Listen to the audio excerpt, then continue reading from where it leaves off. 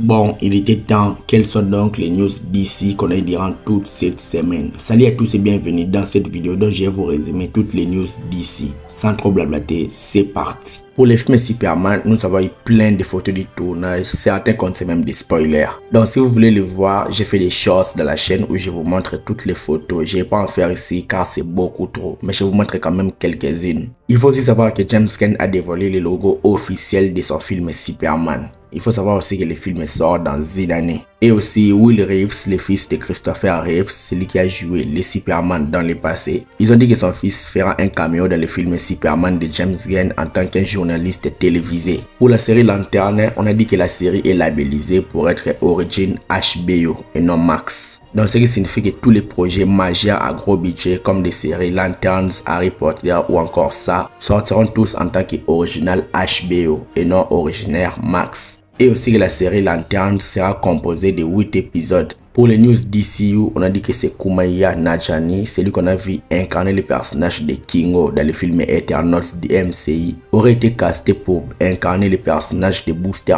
Gold dans le DCU. Et aussi qu'une nouvelle image de la série Creature Commandos, la série animée, a été dévoilée. Pour The Batman Universe, d'abord il faut savoir que le spin-off de The Batman nommé The Penguin sortira sur Max le 8 septembre. Et une nouvelle affiche promotionnelle a aussi été dévoilée. On a aussi dit que la série aura droit à un panel lors du San Diego Comic Con de cette année. Il faut aussi savoir que le site ratalada.com qu'on avait vu à la sortie du film The Batman est de retour pour faire la promotion de la série The Penguin, qui est un spin-off du film, donc c'est logique. Et selon plusieurs rumeurs, c'est à prendre avec des pincettes, il est dit que l'acteur Robert Pattinson va apparaître dans la série The Penguin en tant que Batman ou en tant que Bruce Wayne. Il faut aussi savoir que toujours dans le même univers de The Batman, la série nommée Arkham Asylum a été annulée. Le projet devrait se dérouler dans le même univers que The Batman et la série The Penguin. Variety ont dit que le projet allait se dérouler dans l'asile d'Arkham et pourra avoir lieu dans le futur. Mais selon plusieurs sources, il est dit que cette série a été annulée dans l'univers de The Batman puisqu'il est maintenant en développement dans l'univers de DCU de James Gunn pour faire partir de l'univers DCU.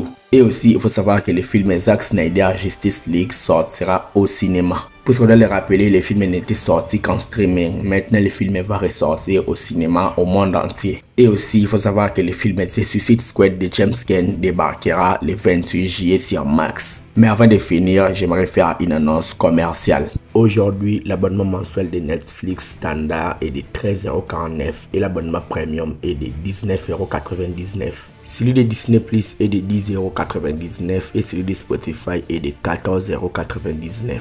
Donc pour combiner ces plateformes de streaming pour regarder ces films et ces séries et combiner ces plateformes d'écoute, le coût par mois peut être très élevé. Et c'est là que le partenaire officiel de cette vidéo intervient. Gamesgo est une entreprise et un site internet avec plus de 150 000 utilisateurs. Il vous permet d'une façon totalement légale de payer moins cher vos abonnements, vos plateformes de streaming ou d'écoute. Avec Gamesgo, vous pouvez payer l'abonnement Netflix 4K HDR à 3,97€. Soit vous pouvez payer 11,96€ pour 3 mois d'abonnement Netflix et c'est largement meilleur. Vous avez un abonnement Disney Plus pour 2,17€ par mois et un abonnement Spotify pour 1,92€. Donc vous pouvez payer un abonnement d'une année à Spotify pour seulement 22€.